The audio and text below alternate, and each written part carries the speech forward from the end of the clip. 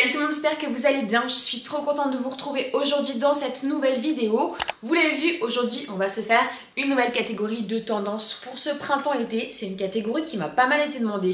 Pas mal d'entre vous m'avaient dit que vous étiez un peu perdus à ce sujet. Il s'agit, vous l'avez vu, des chaussures. Comme d'habitude, on va partir de ce qu'on a vu sur les défilés des grandes maisons de luxe, ce qu'on retrouve partout dans les nouvelles collections.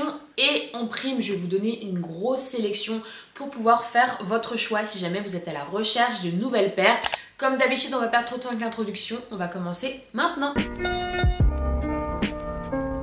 Première grosse tendance, gros retour qui ne fait pas l'unanimité en ce qui concerne les chaussures, c'est le retour de la ballerine. Elle était extrêmement publicitée dans le début des années 2000, elle s'est perdue par la suite, elle est devenue un petit peu fashion non grata en ce qui concerne nos tenues et elle revient vraiment d'une façon assez puissante pour cette nouvelle saison. Cette fois-ci, on n'est plus dans la démarche de porter la ballerine dans une tenue formelle, dans une tenue classique, vraiment premier degré.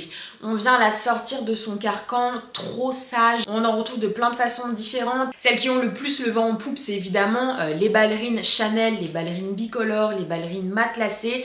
Donc du coup, on va retrouver pas mal de déclinaisons dans les marques plus abordables, pas mal de dupes que je vais pouvoir vous afficher. On va retrouver également des ballerines avec bout pointu, donc encore une fois une petite alternative, un twist apporté à la version classique de la chaussure. On va en retrouver avec des détails de rubans, de lanières, des pierres, etc. Donc on vient un petit peu l'agrémenter pour ne pas être justement sur l'aspect premier degré qui nous faisait si peur. Et en ce qui concerne les tenues, on n'est plus du tout dans l'aspect ballerine, slim, blazer, vraiment très classique. Pas toujours très flatteur également pour la silhouette. Aujourd'hui, on vient marier cette chaussure qui est quand même très fitée au niveau du pied avec des pièces qui sont plus oversize pour rééquilibrer la silhouette et donner un meilleur rendu visuellement sur la morphologie. Je trouve que c'est plutôt convaincant. À vous de me dire ce que vous en pensez, si vous avez changé d'avis, si vous aimez toujours cette ballerine depuis le début ou si c'est un non catégorique, je suis curieuse de savoir. En deuxième, c'est une paire de chaussures qui est présente depuis un petit moment maintenant dans une nouvelle version, c'est le mocassin. Le mocassin, on l'a vu revenir d'une façon très moderne avec les semelles track. C'était l'hiver dernier, donc il y a 2 saisons maintenant. On va continuer de le retrouver en proposition pour le printemps-été. C'est plutôt une pièce de demi-saison, donc on va beaucoup l'avoir pour le printemps. On l'a de plein de façons différentes. On l'a un petit peu moins en version épaisse, version semelle track pour ce printemps, mais ce qu'on va avoir, c'est des déclinaisons qui sont plus fraîches, qui vont avec la demi-saison et les couleurs un petit peu plus estivales. J'en ai retrouvé notamment pas mal dans des coloris beige, j'en ai retrouvé aussi dans des matières un petit peu plus légères telles que le canevas. On continuera évidemment d'avoir les versions classiques qui se révèlent être un petit peu des indispensables de la garde-robe. Un bon mocassin noir, ça marchera toujours et avec beaucoup de tenue. En troisième, une tendance que j'adore et qui grimpille encore une fois du terrain de saison en saison.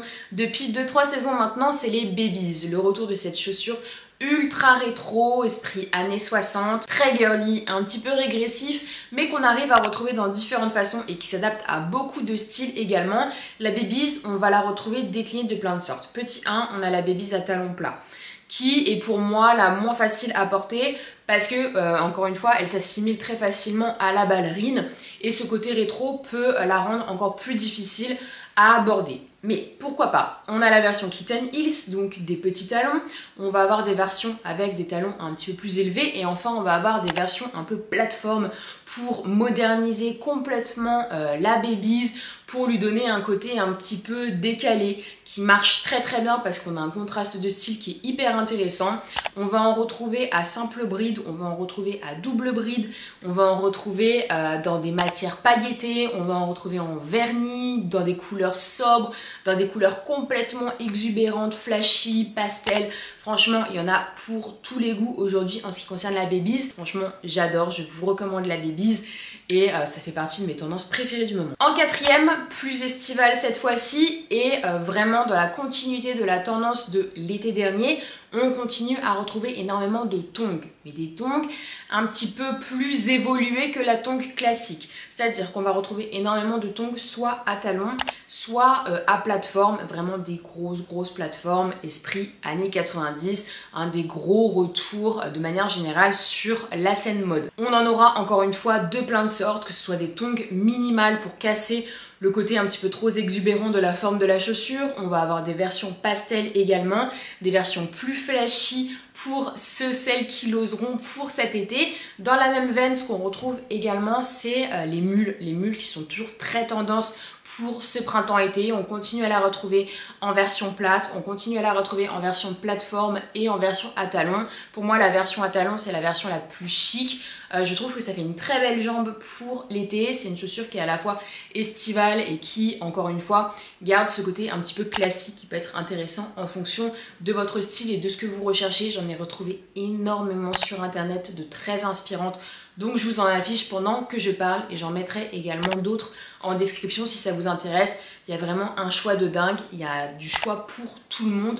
Donc penchez-vous sur cette tendance. En cinquième, une tendance qui fait encore une fois pas l'unanimité, pour laquelle je n'ai absolument pas craqué et pour laquelle je ne pense pas craquer, c'est la tendance des sabots. On en a déjà parlé l'année dernière, c'est toujours très présent pour cette nouvelle saison. Il n'y a pas grand chose qui a évolué en ce qui concerne cette tendance-là. On continue à le retrouver des deux façons principales qui sont de le retrouver soit en daim, dans un daim fauve par exemple, soit en cuir lisse, un cuir lisse noir ou marron avec le petit cloutage. Franchement, le sabot reste assez classique selon l'approche qu'en font chaque marque. Je vois quand même des looks qui sont plutôt sympas pour celles qui l'osent, donc pourquoi pas. À vous de me dire encore une fois si vous aimez cette tendance ou pas. Pour moi, c'est définitivement non. En sixième, on l'avait vu apparaître il y a 2 saisons. C'est encore une fois, ça va rejoindre quelques catégories dont j'ai parlé. Mais en fait, on est plus sur une histoire de semelle que sur une histoire de forme de chaussures en tant que telle. C'est les plateformes XXL, un petit peu les chaussures de Bratz.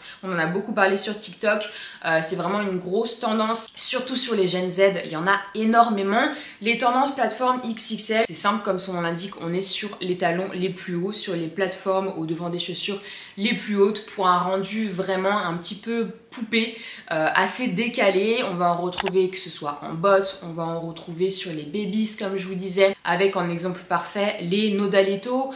On va en retrouver en sandales, j'ai vu énormément de petites sandales vraiment très Spice Girl, avec d'énormes plateformes. Donc bon, je vous en affiche ici, faut-il les assumer encore une fois?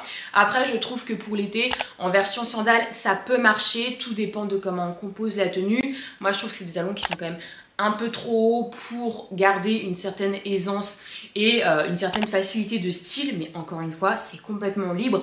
Ça dépend de ce que vous aimez. Cette tendance est bien présente et on la retrouve, elle est représentée, surreprésentée dans beaucoup de marques. Donc voilà, la voici. Pour finir, la dernière tendance, et c'est pas une tendance premier degré en ce qui concerne une forme de chaussure, encore une fois, mais plutôt une constatation que j'ai fait sur pas mal de pièces qui sont en vente pour ce printemps-été, c'est le retour de coloris très pop et le retour également de matière pailletée sur les chaussures. On l'avait vu, le sequin, c'est vraiment revenu en ce qui concerne le prêt-à-porter, ce besoin voilà, de porter des vêtements un petit peu festifs. J'ai retrouvé énormément de chaussures dans des coloris non pas fluo, mais des coloris qui sont très saturés. On a également retrouvé pas mal de coloris lamés, donc dans la matière, des matières un petit peu irisées. On retrouve pas mal de coloris pastels qui vont très bien avec le printemps. Ça sort un petit peu moins de l'ordinaire, mais ça reste des couleurs.